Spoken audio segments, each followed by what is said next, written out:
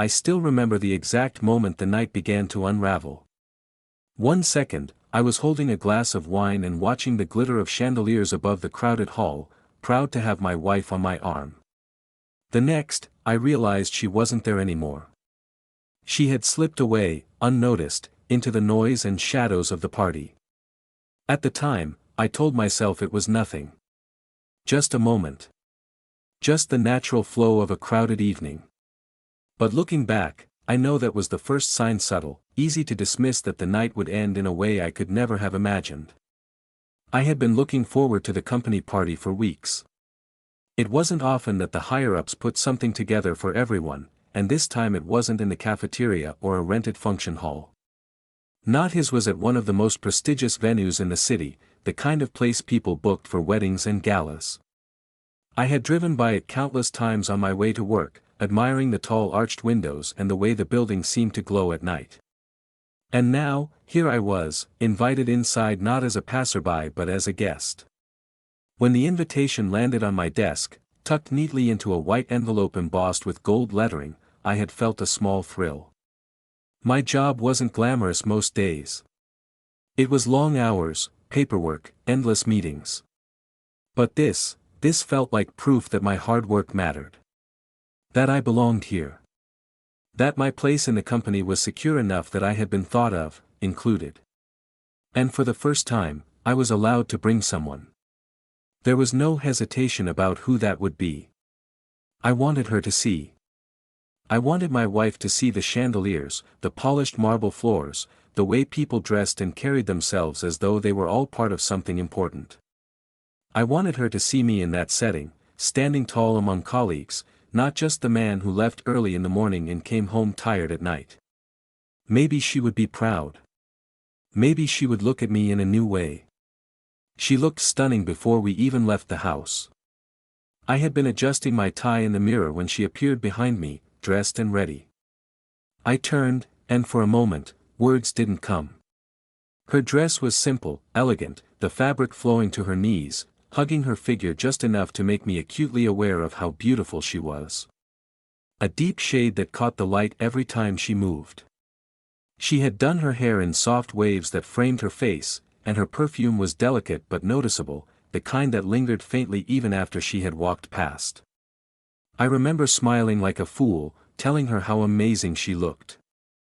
She laughed softly, brushing it off as though it was nothing. But to me, it wasn't nothing. It was everything. Walking into the venue with her on my arm, I felt taller, prouder. The wide glass doors opened into a grand hall filled with music and voices. A string quartet played near the stage at one end, their notes weaving through the air like threads of silver. Waiters in crisp uniforms moved between the clusters of guests, trays balanced effortlessly as they offered glasses of wine and champagne. The chandeliers overhead threw soft golden light across polished marble floors that reflected every shimmer, every gleam. People were already gathered in groups, co-workers standing near the bar, laughing loudly, managers surrounded by eager employees hoping to be noticed. As soon as we stepped in, heads turned. I felt it, subtle but unmistakable. Not because I was anyone important, but because she was. She had that kind of presence. Her posture, her smile, the way she carried herself, it drew people in. I introduced her to the people I worked closest with. There was a round of polite handshakes, a few compliments about how lovely she looked, and then the conversations began to flow. She was charming in a way that I could never quite replicate. Where I stumbled over small talk, she glided through it, asking questions, laughing at the right moments, making everyone feel as though she was genuinely interested. I watched as my colleagues, people who sometimes barely acknowledged me in the office, leaned in closer to her, smiling wider, warming to her in ways they rarely did to me. And I didn't mind.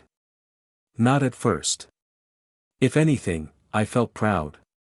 Proud that this was my wife, that the woman turning heads and drawing admiration belonged to me. As the evening went on, I found myself drifting into conversations of my own. A drink in hand, I talked with coworkers about projects, about clients, about things I barely cared about but felt obliged to discuss. Every now and then, I'd glance across the room to find her. Sometimes she was chatting with a small group of women, smiling as they complimented her dress. Sometimes she was at the bar, her hand lightly resting on the counter as she ordered another glass of wine. But then I began to notice little things. Subtle things. There were times when she wasn't where I thought she would be. Once, I circled the room, scanning the crowd, before finally spotting her near the dance floor, laughing at something a man had said. He was one of the managers from another department, well-dressed, confident, the kind of man who always seemed to own the room he was in. He leaned in slightly as he spoke, and she tilted her head back, laughter spilling easily from her lips. I felt something stir in me then.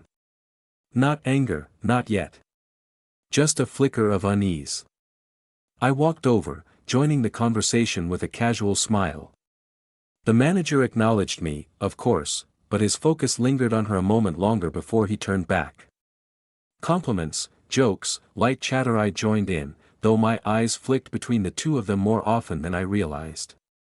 After a few minutes, I excused us both, suggesting another drink.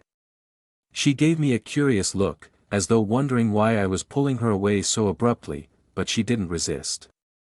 At the bar, I ordered for us, pressing a glass into her hand, telling myself I was being silly. It was just a laugh. Just a conversation. Nothing more. The night wore on. The music shifted from soft background melodies to livelier rhythms. People started dancing. Groups formed and reformed, conversations overlapping with laughter and clinking glasses. I tried to enjoy myself, to focus on the party, but I found my gaze drifting again and again to her. She seemed to float through the room effortlessly, never without someone to talk to, never without attention. And slowly, unease began to creep in. There were moments when I lost sight of her completely. I'd glance around, expecting to see her near the dance floor or the bar, only to realize she wasn't there.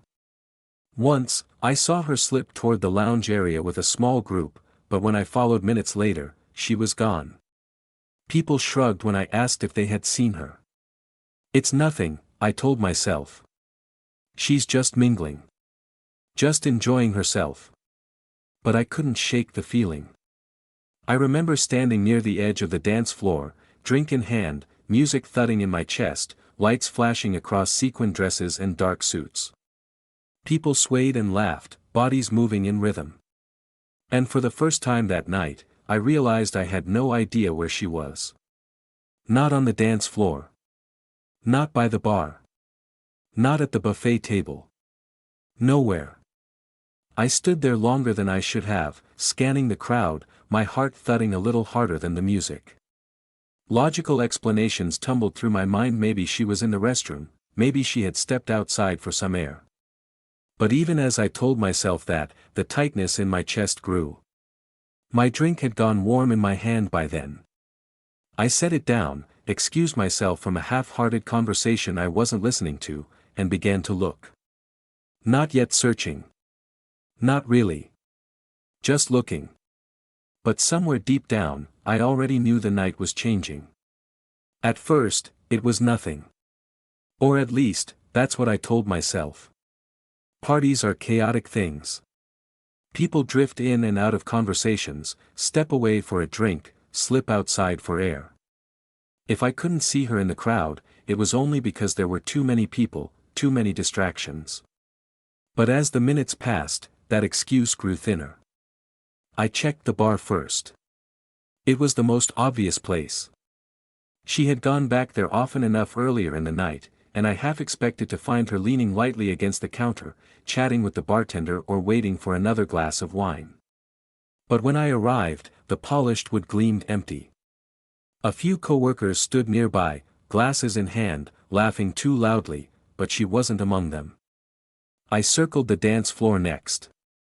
Music pulsed, bodies swayed, and laughter spilled out in bursts. Faces blurred together in the flashing lights, but I knew her face, her dress, her smile. I would have spotted her instantly if she were there. She wasn't. I told myself she had probably gone to the buffet table. Food was spread out in abundance, platters of roasted meats, towers of desserts, delicate appetizers arranged on silver trays. But when I made my way across the room, weaving through groups of guests, I saw nothing but strangers piling their plates high. It was strange. Not alarming, not yet. Just strange. I stopped by a table of colleagues, forcing a casual smile. "Have you seen my wife?" I asked lightly, as though it was nothing more than a passing curiosity. They shook their heads. One of them gestured toward the lounge area off to the side. "She was headed that way, I think. Couple minutes ago." That was reasonable. The lounge area had been quieter when I'd passed through earlier. Couches, low tables, dimmer lights, a place for people to sit and talk away from the noise. I thanked them and walked that way, telling myself I would find her there. But when I entered, I froze. The room was fuller now, a handful of people scattered on couches, others standing with drinks in hand. Conversations buzzed at a lower pitch than in the main hall, laughter occasional but subdued. My eyes scanned the room quickly, searching for her dress, her figure, her face. Nothing. I lingered at the entrance longer than I meant to, then stepped inside and made another sweep. A few people noticed me, offered nods of recognition, even small waves. I smiled back stiffly. But she wasn't there. I circled back to the main hall, the noise washing over me again. By now, something in my chest had started to twist. I told myself she must have gone to the restroom. That was all. She'd be back any moment. But the minutes stretched. One song ended, another began. Glasses clinked, laughter roared, the music swelled and she still didn't appear. The restroom was tucked behind a short hallway off the side of the main room. I made my way there, hesitating outside the door. Obviously, I couldn't go in, so I lingered awkwardly near the entrance, pretending to check my phone, watching as a few women went in and out. She wasn't among them. I began to walk again. This time, I wasn't just looking. I was searching. I passed by the coat room, the smoking terrace, the quieter corners where couples stood talking in hushed tones. Nothing.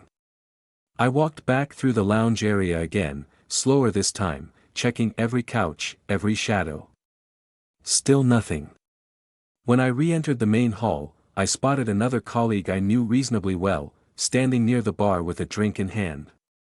I approached, keeping my tone light. "Hey, you haven't seen my wife around, have you?" For the briefest second, something flickered across his face. A pause, a hesitation, too quick to catch if I hadn't been looking closely. Then he smiled and shook his head. "No, sorry. Haven't seen her in a while." It was the pause that got me. That split second where he seemed to consider his answer before giving it. I walked away with a polite nod, but my chest tightened further. The search expanded. I began to notice the layout of the venue more clearly now: the main hall, the lounge, the terrace, the restrooms. But there were other places too. Corridors leading off into less crowded sections. Staircases tucked away at the edges. Unmarked doors that looked like they belonged to staff but weren't always closed. At a party like this, with so many people, you could disappear easily. I checked the terrace. Cold air hit me as I stepped outside, the hum of the party muffled by glass doors behind me.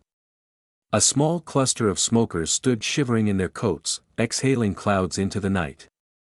I scanned their faces quickly, but she wasn't there. Back inside, I made another slow circle of the main hall, each absence more noticeable than the last. I tried to reassure myself. Tried to keep my thoughts rational. But the truth was, the longer she was gone, the harder it became to hold on to simple explanations.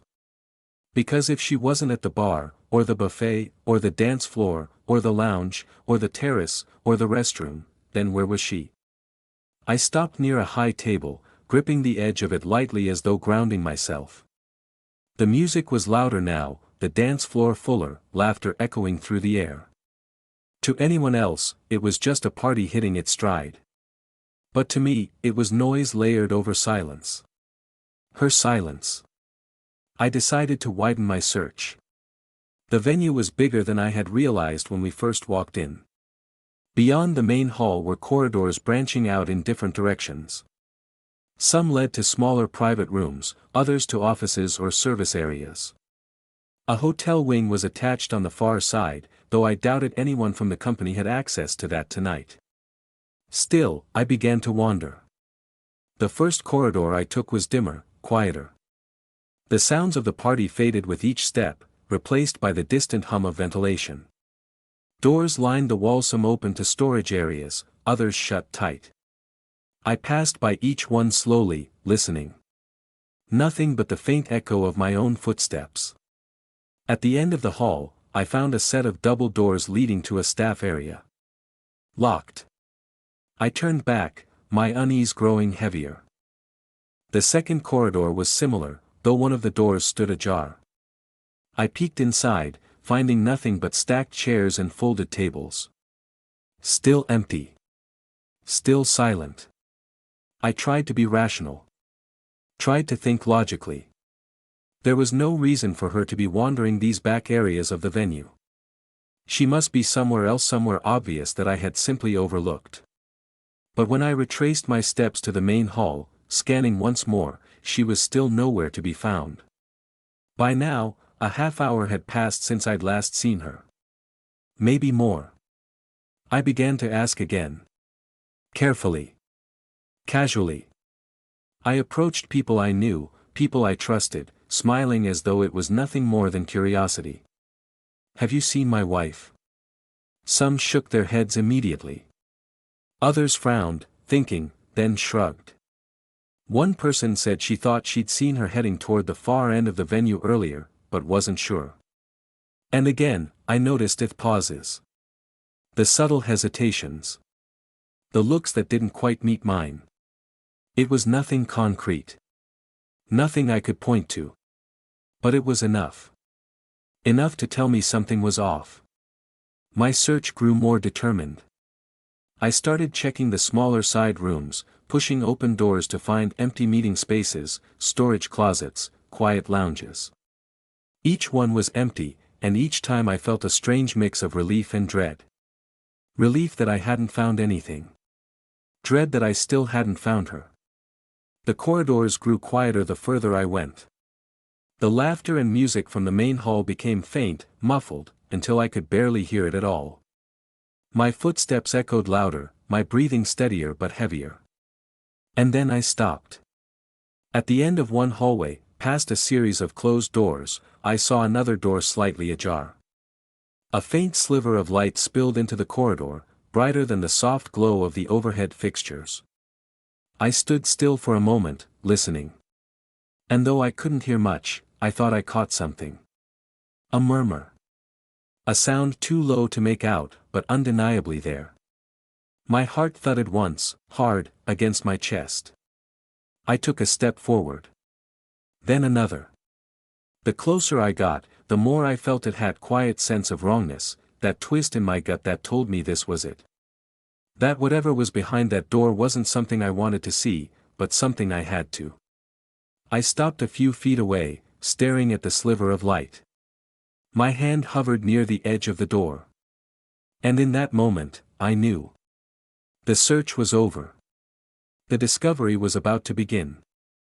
I stood in that corridor longer than I should have. Just standing, staring at the thin slice of light spilling from the crack in the door. My hand hovered near it, my body caught between two impulses, one urging me to push it open and end the suspense, the other begging me to turn back, to walk away, to leave whatever waited behind that door unknown. Because once I saw, I couldn't unsee. The murmur of voices was faint, too faint to make out. It could have been anyone. A couple of colleagues sharing a quiet conversation. Two people taking a call. Nothing more than that. But the way the sound drifted low, intimate, muffled, it made my skin crawl. I drew a slow breath, my heart pounding harder with each second. The hallway felt colder here, the light above flickering slightly, buzzing in the silence. I pressed my palm against the wood of the door, cool and smooth, and closed my eyes for half a moment. Then I pushed. The door swung open a few inches, creaking softly. And that was when I heard it. Not words, not clearly. But tones. A hushed laugh. A low murmur. The kind of sound that doesn't belong in a workplace, not even at a party. I froze. Every nerve in my body lit up, a shock of electricity rushing through me. My throat tightened. My stomach dropped. I pushed the door open wider. The room inside was dimly lit, warmer than the hallway, the glow of a single lamp spilling across the carpet. It was one of the smaller private lounges, furnished with couches and low tables, meant for quiet conversations away from the noise. And there she was. My wife.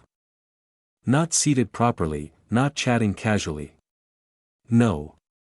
She was leaning back on the couch, her body angled toward him, one of the managers, the same man I'd seen her laughing with earlier. His hand rested on her knee, sliding upward with ease, as though it belonged there. Her lips curved in a soft smile, her eyes half-lidded. Their faces were so close. For a moment, neither of them saw me. The world tilted. My breath caught in my throat, strangled. It felt as though the ground had been pulled out from under me, as though the air itself had been ripped away. Every sound in the world vanished except for the blood pounding in my ears. I wanted to look away. God, I wanted to. But I couldn't. My eyes locked on the scene, frozen, unable to process and yet unable to deny. And then she noticed me. Her head turned, eyes widening, the smile slipping instantly from her lips. She froze, her entire body stiffening beneath his touch. His hand lingered for half a second longer before he followed her gaze, and when his eyes met mine, his expression shifted from relaxed amusement to sudden, sharp awareness. The silence in that moment was deafening. I stood in the doorway, my hand still on the edge, gripping it so tightly my knuckles burned. My chest heaved, but no words came.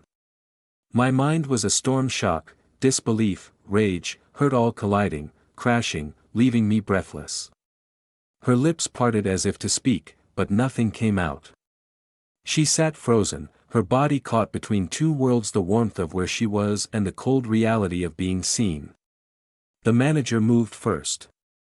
He straightened, adjusting his suit as though that tiny motion could erase what had just been laid bare. His face settled into something neutral, almost professional, though his eyes betrayed the flicker of guilt. I wanted to speak. To shout. To demand an explanation. But my voice felt locked deep in my chest, trapped behind the weight of everything I was feeling. I had always imagined betrayal as a sharp thing. Sudden. Piercing. A knife to the chest. But in that moment, it didn't feel sharp at all. It felt heavy. Crushing. Like the ceiling had collapsed on me, like every breath was being squeezed from my lungs. My wife finally moved. She stood slowly, her dress straightening around her, her hands fidgeting as though unsure where to rest. Her eyes flicked toward me and away again, as if she couldn't hold my gaze for more than a heartbeat. "Wait," she whispered, her voice soft, trembling. "It's not." But she didn't finish. Because how could she? How could any words undo the image burned into my mind? I felt heat rising in me, a storm of anger pressing against the walls of my chest, but beneath it, deeper, was something worse. Hurt. The kind of hurt that doesn't scream, doesn't roar, it just sinks, heavy and suffocating, until it fills every part of you. The man cleared his throat. "Maybe we should." "Don't." My voice cracked through the silence, sharper than I expected. My throat was raw, my words harsh, but it was the only thing I could manage. They both fell silent again. For a long, unbearable moment, none of us moved. The noise of the party outside felt like it came from another world entirely, distant and unreal. Laughter, music, the clinking of glasses, life went on, oblivious, while mine stood still. I took a step into the room. My wife flinched slightly, as though she expected me to shout, to explode. But I didn't. I couldn't. My anger was there, simmering, but it was bound by something heavier: disbelief, sorrow, shock. Her eyes filled with panic, with guilt, with something I couldn't name. She opened her mouth again, closed it, tried once more. "It's not what it looks like," she whispered. "Not what it looks like." The cliché stung like salt in an open wound. Because it was exactly what it looked like. I shook my head slowly, the weight of it all pressing harder on me. "Don't," I said again, my voice breaking. The silence stretched. The man shifted uncomfortably, his hand brushing against his collar as though it were suddenly too tight. My wife reached out slightly, her fingers trembling in the air, but she didn't touch me. She didn't dare. And I stood there, caught in the doorway, feeling as though my entire world had fractured into pieces around me. It wasn't just the act itself. It wasn't just the sight of her with him. It was everything beneath it: trust broken, the love mocked, the years we had built together suddenly feeling fragile, meaningless, undone. I wanted to scream, to rage, to demand answers. But instead, all I felt was tired. So impossibly tired. I took another step back, my hand slipping from the door. Her voice followed me, trembling, desperate. "Please wait, can talk about this." But I couldn't. Not then. The door hung open behind me as I turned, my footsteps heavy in the empty corridor. The light from the room spilled across the carpet, reaching for me, but I walked into the shadow instead. Each step away felt heavier than the last. And though the music grew louder as I neared the main hall again, it no longer sounded like music at all. It sounded like noise, hollow, distant, mocking. I had found her. But I had lost something far greater. I don't remember the exact moment I re-entered the noise of the party.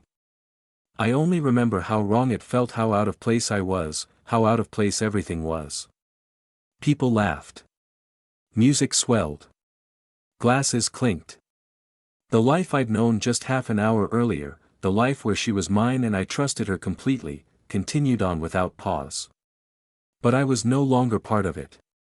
I was a ghost walking among them, seeing but not belonging. I walked quickly, not caring who saw me, not caring what my face betrayed. My chest was tight, my vision unfocused, but somehow my body carried me forward through the crowd. I didn't want anyone to stop me. I didn't want small talk, handshakes, polite smiles. I needed space. I pushed through the heavy doors and stepped outside.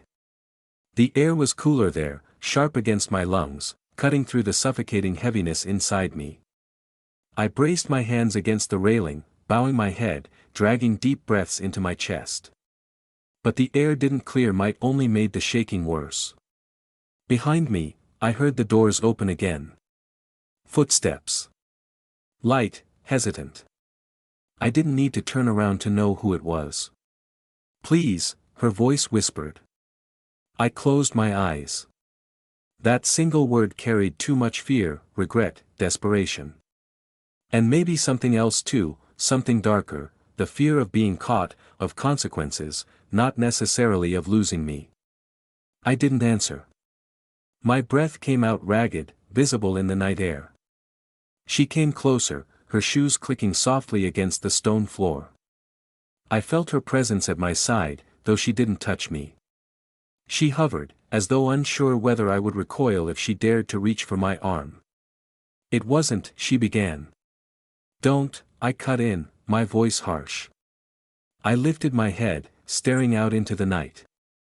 The city lights blinked in the distance, indifferent. "Don't insult me with excuses. I saw enough." She flinched, silence rushing back between us. I turned then, finally, and looked at her. Her eyes were wide, her lips parted, her hands clasped together in front of her as though in prayer. The soft light from the outdoor lamps traced the lines of her face, highlighting the conflict written there: fear, guilt, sorrow. I had loved that face. God, I had cherished it. And now it felt like a stranger's. "I trusted you," I whispered, my voice breaking despite myself. Her eyes shone with tears instantly. I know, she said. Her voice cracked, fragile. And I don't know how to explain it. There isn't an explanation. My words came sharp, sharper than I intended. What could you possibly say that would make this make sense? What could you say that erases what I just saw? She pressed her hands to her mouth, as though holding back a sob. I didn't mean for it to happen, she said after a moment, her voice trembling. I swear. It just happened. I wasn't thinking. I laughed.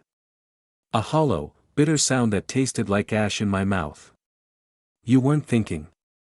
That's your excuse. She flinched again, her shoulders curling inward. It wasn't what you think. Don't.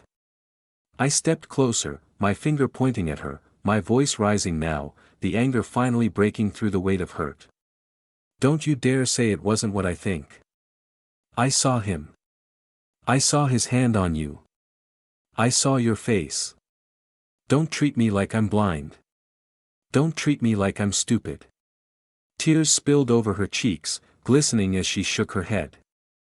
I didn't go there planning for it, I didn't. But you let it happen. My voice cracked again, breaking into something rawer, deeper. You let him touch you. You wanted it. I saw it in your smile. She broke then, a choked sob escaping as she turned away, covering her face with her hands. Her shoulders shook with silent cries, but I couldn't move toward her. I couldn't comfort her. Not now. Not when the image of her leaning into him still burned behind my eyes. I turned away too, gripping the railing again so tightly my fingers ached. My breath came in harsh bursts, my chest heaving with the weight of everything I felt. I gave you everything, I said, my voice quieter now, but harder. I gave you my time, my love, my loyalty. And this is what I get in return. A cheap moment in a dark room. Her cries quieted. She lowered her hands slowly, her face streaked with tears. She looked at me with eyes full of desperation. It wasn't like that, she whispered. It wasn't meaningless. The words hit me harder than a slap. Not meaningless. For a moment, the world tilted again, rage boiling up inside me, hot and vicious. So it meant something to you? My voice thundered across the empty patio. That's supposed to make me feel better. That makes it worse. So much worse. She stumbled back a step, her breath hitching, panic flooding her face. No, I didn't mean I just.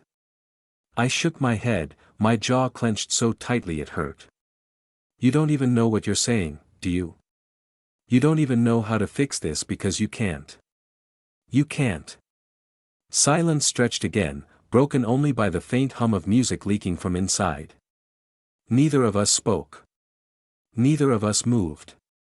The distance between us felt wider than oceans. Finally, she whispered, "Please, don't give up on me. Don't give up on us."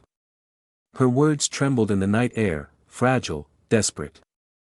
And for the first time that evening, I felt the sting of something even deeper than betrayal, the cruel ache of still loving her, even now.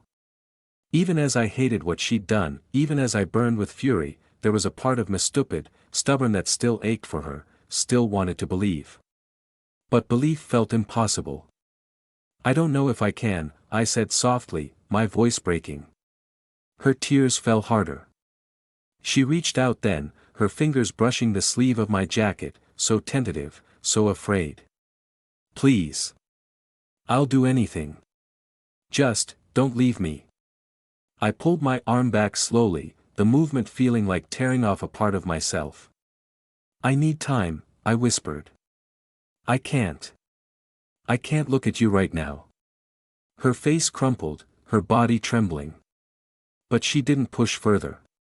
She knew. She knew there was nothing more to say tonight. I turned, walking away from her, my footsteps heavy on the stone. The night air cut sharper as I moved, every step carrying the weight of betrayal deeper into me. Behind me, she broke into sobs again. But I didn't look back. I couldn't. Because if I did, I was afraid I'd forgive her too quickly. And some wounds don't heal with forgiveness. Time is supposed to dull pain. That's what people say.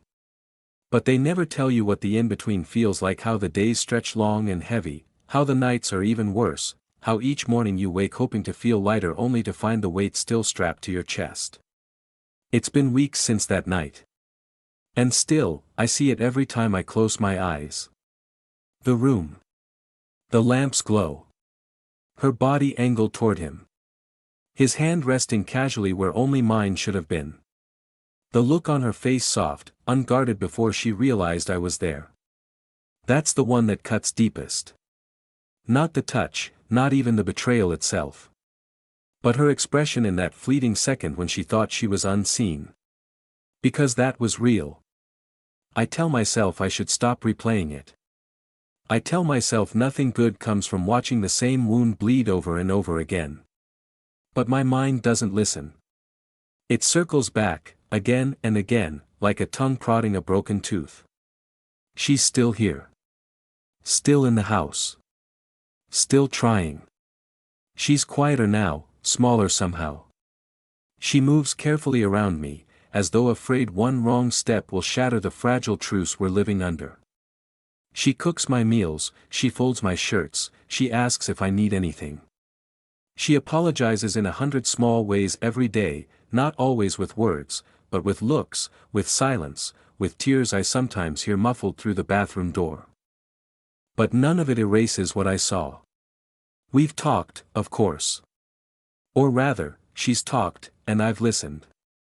Sometimes I ask questions, sometimes I lash out, sometimes I walk away mid-sentence because the words are too much. She insists it didn't go further. That I walked in before a line was crossed. That she regrets it, that it was a mistake, that it meant nothing. And yet, the memory of her own words that night echoes louder, it wasn't meaningless. Does she even remember saying that? Does she know how those 3 words gutted me worse than the scene itself? Because meaningless, at least, I might have been able to live with. A slip. A drunken lapse. A nothing moment. But something with meaning. That haunts me. I wonder if she meant it or if it was panic, words spilling without thought. But I can't ask. I don't want to hear the answer. The bed feels colder these days. I sleep on my side, she sleeps on hers, space yawning like a canyon between us. Sometimes I feel her shift closer in the night, her hand drifting across the sheets, hesitating just inches from mine. I stay still, eyes closed, pretending to sleep. Because I don't know what I'd do if I felt her touch me again. Some nights, I ache for it. For her warmth, for her skin against mine, for the comfort of forgetting just for a moment. Other nights, the very idea makes me sick. The war inside me never stops. Do I still love her? Yes.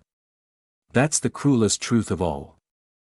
I love her with a stubborn, desperate ache that refuses to die, even after everything. Love doesn't vanish just because trust does. But can I live with her? That answer shifts every day. I've thought about leaving. I've pictured it packing a bag, walking out, starting over. Freedom on one side, loneliness on the other. I've also thought about staying. Fighting through this. Rebuilding what she broke. Hope on one side, bitterness on the other. Neither choice feels whole. Neither choice feels safe. Sometimes I catch myself staring at her when she doesn't notice. Studying her face, her movements, her small nervous habits. I wonder who she really is when I'm not looking. Was she always capable of this? Or did something change in her, in us, that I failed to see? I torture myself with questions I'll never answer. And in quiet moments, I torture myself with memory too, not just of that night, but of the good ones. The laughter, the trips, the mornings tangled in sheets, the look in her eyes when she said, yes, to me years ago.